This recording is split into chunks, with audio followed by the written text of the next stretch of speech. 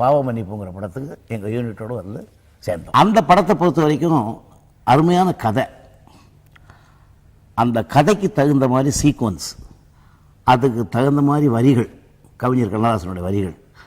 So இதெல்லாம் சேர்ந்து ஒரு அந்த காலத்தில் வந்த சினிமா பாடல்களை கம்பேர் பண்ணும்போது ஏதாவது ஒரு அன்யூஷுவலாக புதுமையாக பண்ணணுங்கிற ஒரு முயற்சியை அப்போ தான் நாங்கள் தொடங்கியிருக்கோங்கிற நினைக்கிறேன். நான் அதுக்கு முன்னால் ஒரு மெத்தடாக இருந்தது மியூசிக் செக்ஷன் பாட்டுகள்லாம்.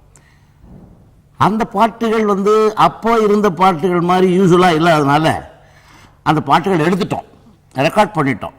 அதில் வந்து அப்பப்போ பெரியவர் வருவார், என்ன இவ்வளோ ஸ்லோவாக இருக்குது சாங், இது எடுபடுமா?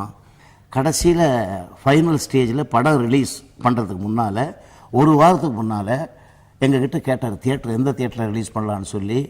அந்த அப்போ சாந்தி தியேட்டருக்கு போய் அந்த உமாபதி தியேட்டரை அவர் சொந்த தியேட்டரை செக் பண்ணி அதில் சவுண்டு நல்லா இல்லைன்னு சொன்ன உடனே கூப்பிட்டு, எங்கள் மியூசிக் டைரக்டர் சவுண்ட் நல்லா இல்லைங்கிறாங்க, நீங்கள் தியேட்டரை ரெக்டிஃபை பண்ணலைன்னா நான் படம் மாற்றிடுவேன்னு சொல்லி அவ்வளோ கேர் எடுத்து எல்லாம் பண்ணதுக்கப்புறம் அவர் என்ன சொல்கிறாரு, எவ்ரிதிங் ஓகே, உங்கள் இஷ்டத்துக்கு போட்டிங்க, எனக்கு பயமாக இருக்குது சாங் செக்ஷனை பொறுத்த வரைக்கும், ஜனங்களுக்கு பிடிச்ச மாதிரி கேட்ட உடனே பாடுற மாதிரி பாடல் இல்லையோ அப்படிங்கிற பயம் வந்திருக்கு, அதனால் வெள்ளிக்கிழமை படம் ரிலீஸு, திங்கக்கிழமை செவ்வாய்க்கிழமை இன்னொரு பாட்டு எடுத்துருங்க அப்படின்னு சொல்லி ஜனரஞ்சகமாக ஒரு பாட்டு வேணும்னு சொல்லி சாய வேட்டி தலையில் கட்டின்னு ஒரு பாட்டு.